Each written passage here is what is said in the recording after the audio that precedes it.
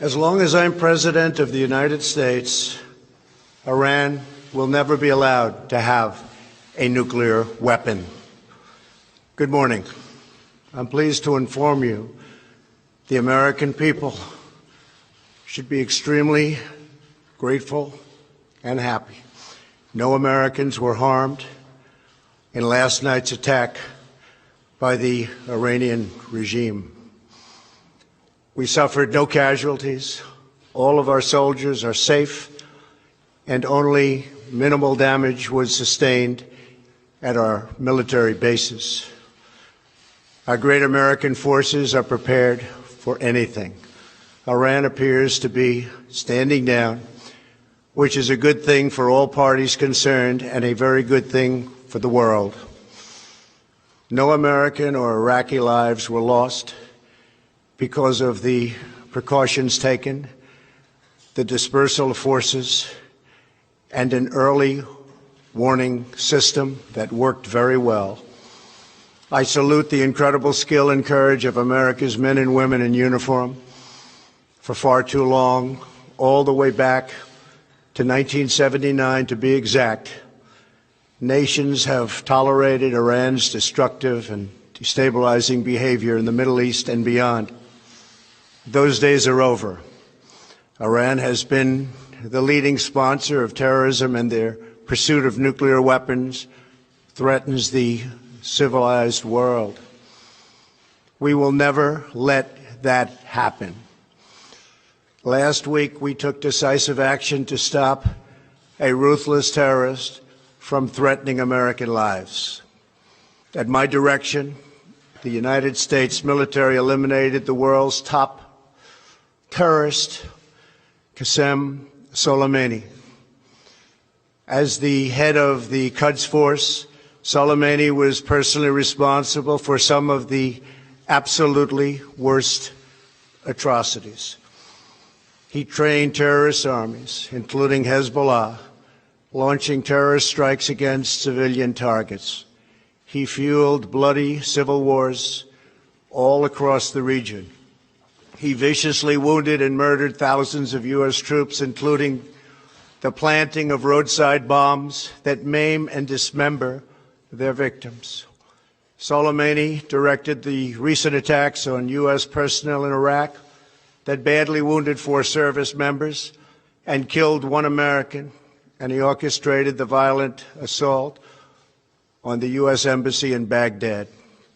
In recent days, he was planning new attacks on American targets, but we stopped him. Soleimani's hands were drenched in both American and Iranian blood. He should have been terminated long ago. By removing Soleimani, we have sent a powerful message to terrorists. If you value your own life, you will not threaten the lives of our people. As we continue to evaluate options in response to Iranian aggression, the United States will immediately impose additional punishing economic sanctions on the Iranian regime. These powerful sanctions will remain until Iran changes its behavior. In recent months alone, Iran has seized ships in international waters, fired an unprovoked strike on Saudi Arabia, and shot down 2 U.S. drones.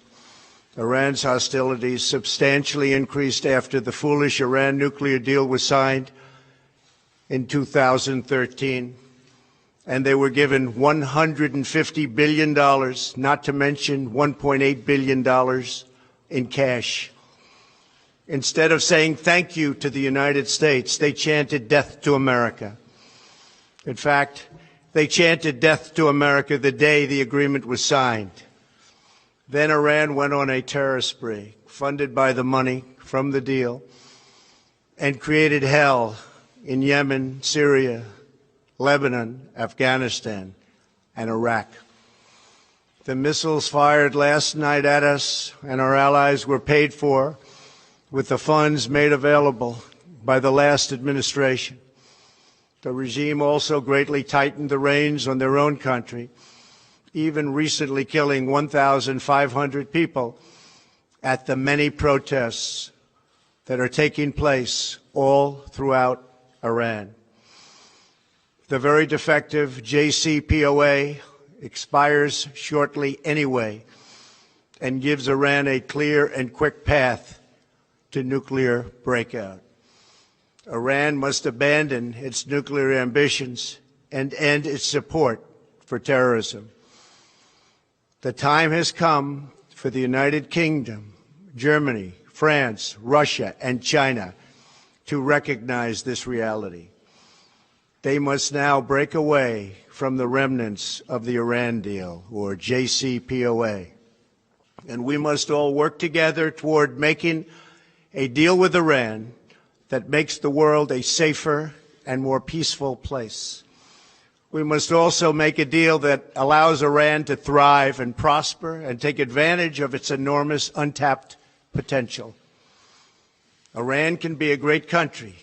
Peace and stability cannot prevail in the Middle East as long as Iran continues to foment violence, unrest, hatred, and war. The civilized world must send a clear and unified message to the Iranian regime. Your campaign of terror, murder, mayhem will not be tolerated any longer. It will not be allowed to go forward. Today, I am going to ask NATO to become much more involved in the Middle East process. Over the last 3 years, under my leadership, our economy is stronger than ever before, and America has achieved energy independence. These historic accomplishments change our strategic priorities. These are accomplishments that nobody thought were possible. And options in the Middle East became available.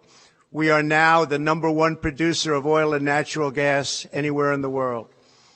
We are independent, and we do not need Middle East oil. The American military has been completely rebuilt under my administration at a cost of $2.5 trillion. U.S. armed forces are stronger than ever before. Our missiles are big, powerful, accurate, lethal, and fast. Under construction are many hypersonic missiles. The fact that we have this great military and equipment, however, does not mean we have to use it. We do not want to use it. American strength, both military and economic, is the best deterrent. 3 months ago, after destroying 100% of ISIS and its territorial caliphate, we killed the savage leader of ISIS, al-Baghdadi, who was responsible for so much death, including the mass beheadings of Christians, Muslims, and all who stood in his way. He was a monster. Al-Baghdadi was trying again to rebuild the ISIS caliphate and failed. Tens of thousands of ISIS fighters have been killed or captured during my administration. ISIS is a natural enemy of Iran. The destruction of ISIS is good for Iran, and we should work together on this and other shared priorities.